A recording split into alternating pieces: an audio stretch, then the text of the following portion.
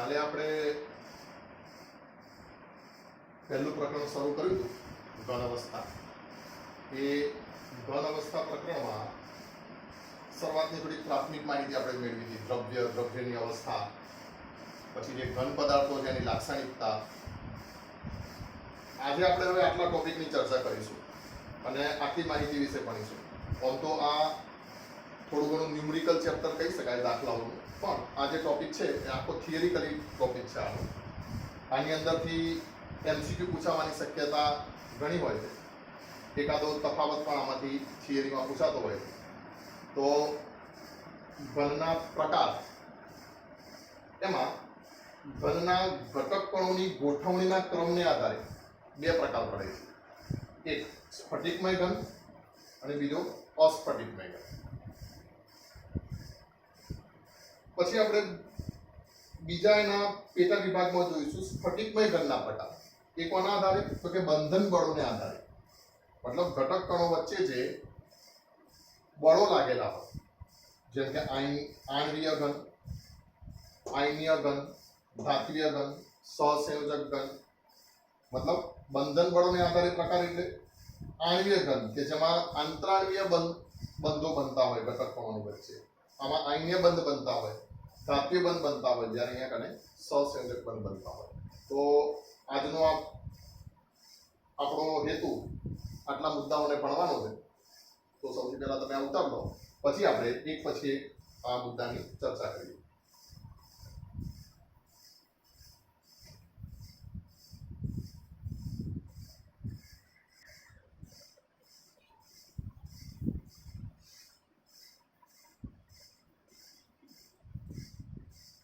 હવે આગલો જે ચાર્ટ તમે બનાવ્યો તેમાં આપણે સૌથી પહેલા ઘટક કણોની ગોઠવણીના ક્રમના આધારે આપણે ઘનના પ્રકાર જોઈશું. એમાં તફાવત સ્વરૂપે આપણે આ મુદ્દો ચર્ચીશું. એમાં છે સ્ફટિકમય ઘન અને અસ્ફટિકમય ઘન. અહીંયા મુખ્યત્વે 5 થી 6 લાક્ષણિકતાના આધારે આપણે આના તફાવતના મુદ્દાઓ લખીશું. એક તો ઘટક કણોની ગોઠવણીનો ક્રમ, ગલન બિંદુ, ગલન એન્થાલ્પી, સ્વભાવ, ચિરાડ ગુણધર્મ, દૈશિકતા.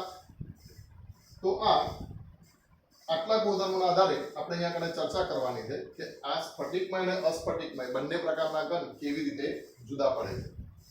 તો સૌથી પહેલા ઘટક કણોની ગોઠવણીનો ક્રમ. તો અહીંયા કહેશું લાંબા ગાળા સુધી જળવાય છે, જ્યારે અહીંયા લાંબા ગાળા સુધી જળવાતો નથી. મતલબ ઘનની અંદર જે ઘટક કણો ગોઠવાયેલા હોય છે એક ચોક્કસ પેટર્નમાં હોય છે. બીજા અર્થમાં કહીએ તો સ્ફટિકમય ઘન જે છે એકદમ સમમિતીય હોય છે.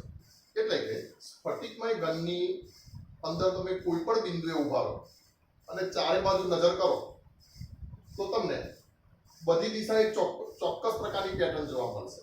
બીજું, વચ્ચે તમે કોઈ પણ પ્રકારની અક્ષ મૂકી દો તો એ અક્ષની બંને બાજુ કે જેટલી અક્ષ મૂકો એ દરેક અક્ષની જુદી જુદી બાજુએ તમને કોઈ પેટર્નમાં ફેરફાર જોવા નહીં મળે.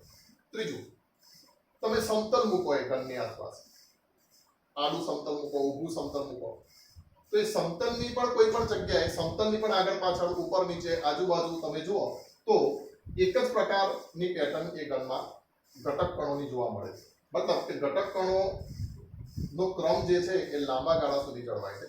દાખલા તરીકે કોઈ પ્રાર્થના સભામાં અથવા તો MD ના પિરિયડમાં પેલા કસરત કરાવે સાહેબને, આટલા હાથ પોળા કરી અને બધાને બેસાડે, તો એ રીતે જે ગોઠવણી થાય વિદ્યાર્થીઓની એ ચોક્કસ પેટર્નમાં હોય.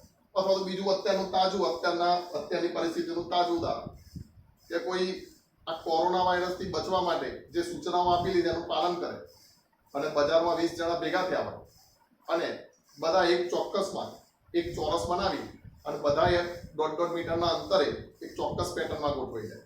અથવા તો અડધા એમને મસ્ત ટૂળું કરી નાખે, તમે ટિફિન લઈને જમવા બેસી જાઓ, એમને મસ્ત ટૂળું કરીને બેસી જાઓ, તો એ જે ચોક્કસ ડિઝાઇન ચોક્કસ પેટર્ન એ જળવાતી નથી, તો એ અસ્ફટિકમય ઘનનું ઉદાહરણ થયું કે જેમાં ક્રમ લાંબા ગાળા સુધી જળવાતો નથી. અહીંયા ક્રમ શું થાય છે, લાંબા ગાળા સુધી જળવાય છે.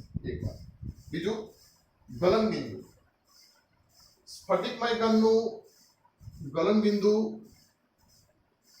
નિશ્ચિત હોય છે, મતલબ ચોક્કસ તાપમાને તે પીગળે છે.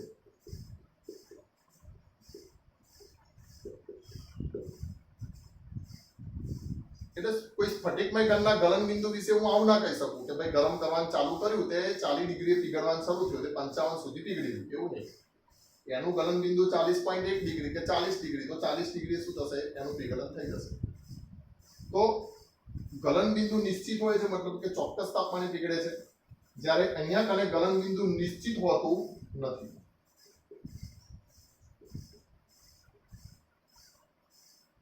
નિશ્ચિત નથી એનો અર્થ શું, કે ગરમ કરવાથી નરમ પડે છે અને પછી ધીમે ધીમે પીગળવાનું ચાલુ થાય છે.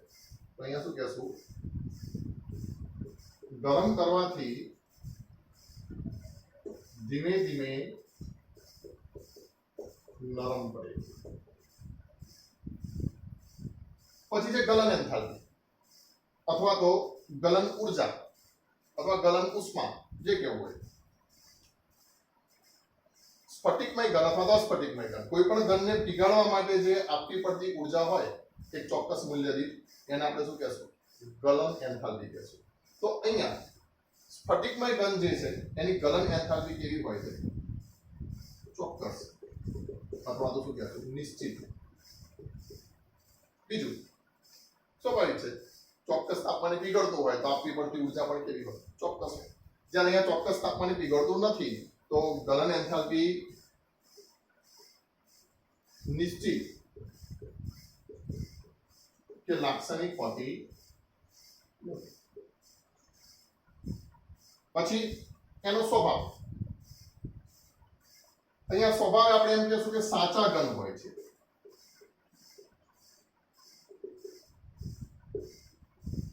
અને આ આભાસી ઘન હોય છે.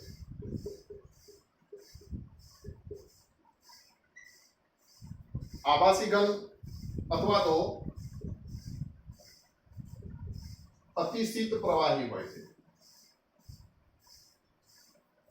આ થોડુંક સમજો, સાચા ઘન અને આભાસી ઘન. આ જોડણી બોડણીમાં કદાચ ભૂલ હોય તો એ બધું તમે ચલાવી લેજો. જેમ કે આ સાચા ઘન અને આ આભાસી ઘન. બીજું, સાચા ઘન એટલે શું, હું એમ કહું કે આ વ્યક્તિ બિલકુલ સાચો છે, તો એક સામાન્ય વ્યક્તિમાં જે લક્ષણ હોવા જોઈએ એનામાં છે જ.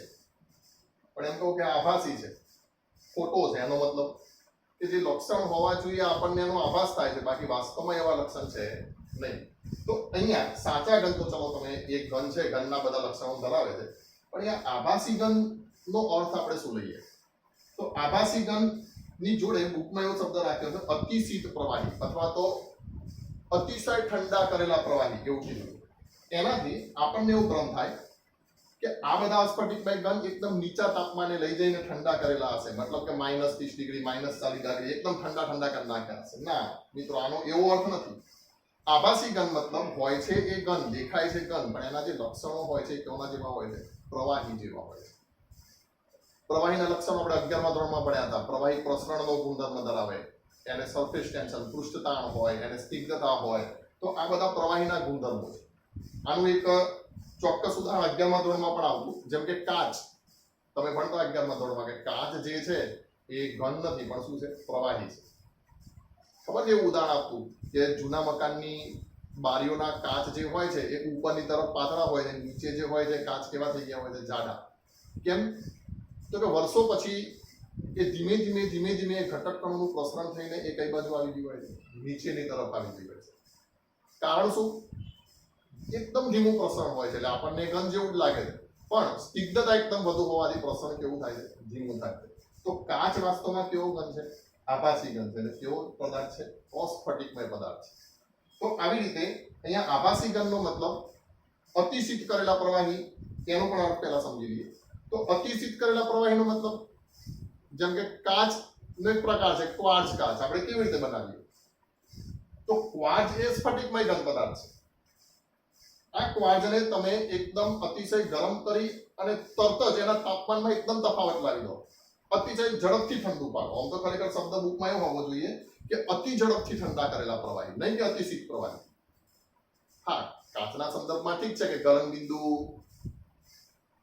આપણે એનું એકદમ ઝડપથી નીચું લાવી દઈએ અને આપણે અતિ શીત કહીએ, પણ અહીંયા શું કહેશું, અતિ ઝડપથી એને ઠંડા પાડી દેવામાં આવે, જેથી એના ઘટક કણોને ગોઠવવા માટે શું છે, પૂરતો સમય નથી મળતો અને એની ગોઠવણી કેવી રહી જાય છે, એકદમ અસ્તવ્યસ્ત રહી જાય છે, જેના કારણે પદાર્થ કેવો જોવા મળે છે, અસ્ફટિકમય જોવા મળે છે. બરાબર. તો અહીંયા સ્વભાવમાં આપણે વાત કરીએ, સાચા ઘન હોય છે, આ કેવા આભાસી ઘન અથવા તો અતિશીત પ્રવાહી, અતિશય ઠંડા કરેલા પ્રવાહી હોય છે. ક્વાર્જ જો તમને પૂછે પરીક્ષામાં તો સમજી લેવાનું સ્ફટિકમય ઘનનું ઉદાહરણ છે, પણ જો ક્વાર્જ કાચ પૂછે તો સમજી લેવાનું કોનું ઉદાહરણ કહે છે, અસ્ફટિકમય ઘનનું ઉદાહરણ કહે છે. પછી કહે છે કે ચિરાડ ગુણધર્મ. ચિરાડ ગુણ તો સમજો, ચિરાડ ગુણધર્મ એટલે શું, તો ચિરાડ કરવી મતલબ શું, કાપવું. ટૂંકમાં કોઈ પદાર્થને તમે ચપ્પુ જેવા ધારદાર સાધનથી કાપો છો અને એની સપાટી એક કાપેલા બંને ભાગની સપાટી કેવી હોય, એકદમ સ્મૂથ લીસી હોય, તો સમજવાનું કે પદાર્થ કેવો ગુણધર્મ ધરાવે છે, ચિરાડ ગુણધર્મ ધરાવે છે. ખ્યાલ આવે છે? આવું બોલું તો ચિરાડ ગુણધર્મની વ્યાખ્યા પણ કહી શકાય. ચિરાડ ગુણધર્મ એટલે શું, તો કે કોઈ પદાર્થને કાપતા તેના બંને ભાગ અથવા તો કાપતા જે સપાટી મળે એ પણ કેવી હોય, આગલી સપાટી જેવી લીસી અને સ્મૂથ હોય, તો એક પદાર્થ ચિરાડ ગુણધર્મ ધરાવે છે એમ કહેવાય. તો સ્ફટિકમય ઘન છે ચિરાડ ગુણધર્મ ધરાવશે, પણ અસ્ફટિકમય ઘન જે છે એ ચિરાડ ગુણધર્મ ધરાવશે નહીં. તમને ખ્યાલ છે, તમે સમાંતર શિરા વિન્યાસ ધરાવતા કોઈ પણ પર્ણને એ શિરા વિન્યાસના વિરુદ્ધ દિશાએથી કાપો, એકદમ લાઈનમાં નહીં કપાય, એ આડો જતો રહેશે. તો અહીંયા કારણ કે સ્ફટિકમય ઘટકો છે, અંદર જે પોલિમર છે કેવા અસ્ફટિકમય છે, એટલા માટે. તો અહીંયા કને ચિરાડ ગુણધર્મ માટે આપણે ખાલી એવું લખીશું કે ચિરાડ ગુણધર્મ ધરાવે છે, અને અહીંયા લખીશું ચિરાડ ગુણધર્મ ધરાવતા નથી.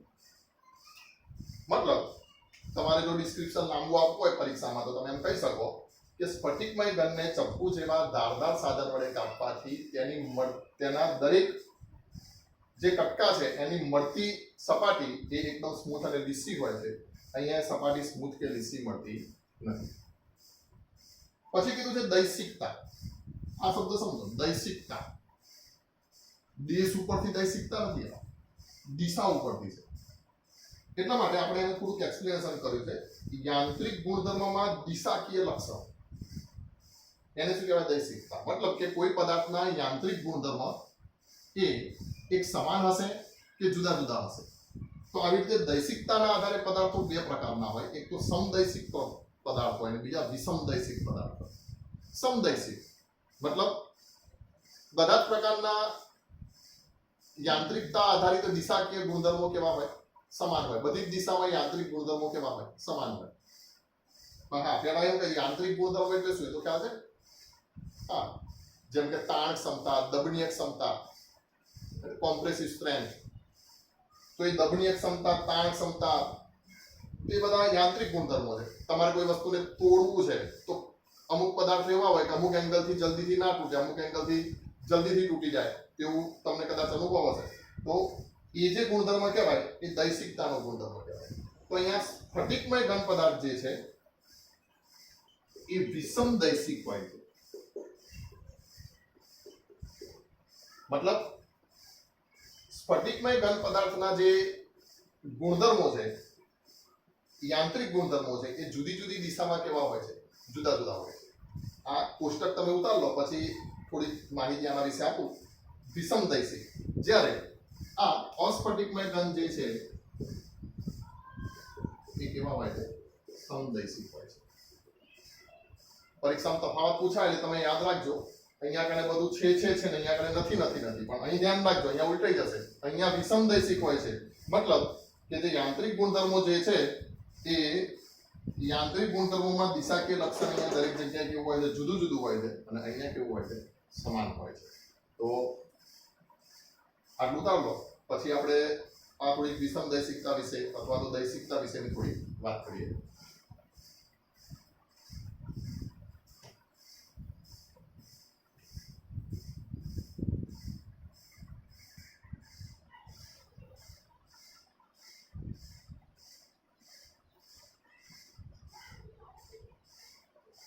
હવે આપણે પેલો શબ્દ સમજી લઈએ, દૈશિકતા. તો દૈશિકતાને જો વ્યાખ્યાયિત કરવી હોય તો સાદા શબ્દોમાં આપણે આવું કહી દઈશું: ઘન પદાર્થના યાંત્રિક ગુણધર્મોમાં દિશાકીય લક્ષણ. યાંત્રિક ગુણધર્મોમાં કોનો સમાવેશ થાય? તો તનન ક્ષમતા, મતલબ કે તાણ ક્ષમતા. કોઈ વસ્તુ તમે તાણો છો તો એ કેટલી મજબૂતાઈથી તમે તાણી શકો છો, અથવા તો તમે કેટલે વધારે સુધી તાણી શકો છો, એને કહેશું તનન ક્ષમતા. દબનીય ક્ષમતા, પેલા ખબર ટીવીમાં જાહેરાત આવતી, વિરાટ કોમ્પ્રેસિવ સ્ટ્રેન્થ વાળી અંબુજા સિમેન્ટ, મતલબ કોમ્પ્રેસિવ સ્ટ્રેન્થ મતલબ કોઈ પદાર્થ કેટલું દબાણ સહન કરી શકે છે, તો દબનીય ક્ષમતા. પછી ખેંચાણ ક્ષમતા, તમે તાણો છો તો એ કેટલું જોરથી પ્રતિબળ લગાડે છે, તેને શું કહેશું? ખેંચાણ ક્ષમતા. આ બે શબ્દો ખાસ ધ્યાન રાખજો. હો, આમાં લગભગ બધા આને સરખું જ સમજતા હોય, તાણ ક્ષમતા, તનન ક્ષમતા, અથવા તો તાણ ક્ષમતા અને ખેંચાણ ક્ષમતા. તાણ ક્ષમતા એટલે તમે કેટલે લાંબો સુધી એને તાણી શકો છો, એક ક્ષમતા. અને ખેંચાણ ક્ષમતા એટલે તમે તાણો છો તો એ પ્રતિબળ લગાડીને પાછું કેટલું રિએક્શન આપીને પાછું તમને ખેંચી જાય છે, એ શું કહેવાય? ખેંચાણ ક્ષમતા. દાખલા તરીકે ગાડીનો સીટ બેલ્ટ હોય ને તો એની ખેંચાણ ક્ષમતા સારી હોવી જોઈએ, તાણ ક્ષમતા નહીં. નહીં તો પેલું એક્સિડન્ટ થાય તો ક્યાંય તાણી પડ્યો હોય, ખબર પડી? તો ખેંચાણ ક્ષમતા, તાણ ક્ષમતા, દબનીય ક્ષમતા, આવા ઘણા બધા યાંત્રિક ગુણધર્મો છે જે તમે ભૌતિક વિજ્ઞાનમાં તો વધુ સારી રીતે ભણશો. તો આ બધા ગુણધર્મો એમ કે છે કે સમદૈશિક પદાર્થોમાં સમાન હોય અને વિષમદૈશિક પદાર્થોમાં કેવા હોય? જુદા જુદા. કારણ સમજો. વિષમદૈશિક પદાર્થો કયા હોય? તો આપણે જોયું કે સ્ફટિકમય પદાર્થો કયો ગુણધર્મ ધરાવે? વિષમદૈશિક ગુણધર્મ ધરાવે. જેમ કે NaCl સ્ફટિકમય પદાર્થ છે. તો હવે તમે દિશાકીય ગુણ, આપણે પહેલા બે દિશા પસંદ કરીએ. એક મેં આ દિશા પસંદ કરી અને પછી બીજી મેં આ દિશા પસંદ કરી. તો જુઓ, તમે આ દિશામાં જાઓ તો કણો Na+Cl- Na+Cl- એવી રીતે આવે. જ્યારે આ દિશામાં જાઓ તો તમે Na+, એવા કણો આવે. મતલબ દિશાકીય રીતે કણોનો શું બદલાઈ જાય છે? સ્વભાવ બદલાઈ જાય છે. ધ્યાન રાખજો, પેટર્ન નહીં, ગોઠવણ નથી બદલાતી. શું બદલાઈ જાય છે? સ્વભાવ બદલાઈ જાય છે. એટલે એના બધા યાંત્રિક ગુણધર્મો પણ કેવા થઈ જાય છે? બદલાઈ જાય છે. જેમ કે જો તમને ખબર છે ગ્રેફાઇટ જે આ રીતે સ્તરીય હોય, આવી રીતે સ્તરીય રચના ધરાવે છે ગ્રેફાઇટ, એ આપણે બધા જાણીએ છીએ. આ બધું અક્ષરો ને આકૃતિઓ બોગસ દોરવી એ બધું પહેલેથી મારા રહેલું છે, એટલે તમે થોડુંક આપણે જોઈ લેજો. પણ જો જે કાયમ ભણતા હોય મારથી તો કેવી ગયા છે એટલે બહુ ચિંતા નથી. તો જો હવે સમજો, હવે માની લો કે આવી રીતે ગ્રેફાઇટ સ્તરોમાં જોડાય છે, તમને ખબર છે એની અંદર sp2 સંકરણ થાય છે અને જાણો છો, છતાંય 11માં ભણ્યા તો છતાંય અહીંયા કને એ ટોપિક આવે છે તો આગળ એની ચર્ચા કરશું. પણ અહીંયા જોઈ લો, ગ્રેફાઇટમાં આ જે સ્તરો વચ્ચેના આ બંધ છે, તમે જ્યારે ગ્રેફાઇટને તોડો ત્યારે અહીંથી તૂટે ગ્રેફાઇટ. ખ્યાલ? બંને કાર્બનના સ્વરૂપ, હીરો અને ગ્રેફાઇટ. પણ હીરો સખત મજબૂત, જ્યારે ગ્રેફાઇટ કેવો છે? મૃદુ છે. અને ગ્રેફાઇટનો ઉપયોગ આ સ્તરો એકબીજા ઉપર સરકી શકે છે આ નબળા બંધના કારણે, જેથી ગ્રેફાઇટનો ઉપયોગ લ્યુબ્રિકન્ટ તરીકે થાય છે, ઘન લ્યુબ્રિકન્ટ તરીકે, એ પણ આપણે જાણીએ છીએ. તો અહીંયા મારે કહેવાનો મતલબ એવો છે કે અહીંયા દિશાકીય ગુણધર્મો, મતલબ તમારે દબાણ આપીને ગ્રેફાઇટને તોડવો છે તો દિશાકીય ગુણધર્મ જે છે એ ચોક્કસ દિશાએથી ગ્રેફાઇટ તૂટશે. મતલબ અહીંયા કને એની જે ક્ષમતા જે છે, યાંત્રિક ક્ષમતા, એ કેવી રીતે નબળી છે, જ્યારે અહીંયા કેવી છે? પ્રબળ છે. તો આવી રીતે સ્ફટિકમય ઘન હોય એની અંદર ચોક્કસ ગોઠવણીના કારણે એક જ પ્રકારની ગોઠવણી હોય છે, પણ અંદર રહેલા ઘટક કણોના સ્વભાવ બદલાઈ જાય છે, જેના કારણે જુદી જુદી દિશામાંના જે યાંત્રિક ગુણધર્મો છે એ કેવા જોવા મળે છે? જુદા જુદા મળે છે. જ્યારે અહીંયા તમે જુઓ, અહીંયા તમે ગમે તે કોઈ દિશા ચોક્કસ નહીં બની શકો, તમારે આડાવડા થઈને પસાર થવું પડે. તો બધો જથ્થામાં ભેગું જ હોય છે, એટલે દરેક જગ્યાએ ગુણધર્મો કેવા જોવા મળે છે? એના સમાન જોવા મળે છે. તો આ તો ખાલી શાબ્દિક અર્થઘટન આપણે કર્યું, સમદૈશિક અને વિષમદૈશિક. આ તમે ખાલી સમજની જેમ યાદ રાખશો તો વાંધો નહીં, આને ખાસ ઉતારવાની જરૂર નથી. તો આટલી માહિતી આપણે એક આટલા વિડીયોમાં રાખીએ છીએ. પછી જે ચાર્ટનો જે બીજો ભાગ છે કે જેની અંદર આપણે શું આ જે પ્રકાર પાડે આપણે સ્ફટિકમય ઘન અને અસ્ફટિકમય ઘનના એ ઘટકોની ગોઠવણીના આધારે હવે સ્ફટિકમય ઘનના આપણે બંધન બળોના આધારે પછીના સ્ટેપમાં આપણે શું જોઈશું એના પ્રકારો જોઈશું. ઓકે ચાલો.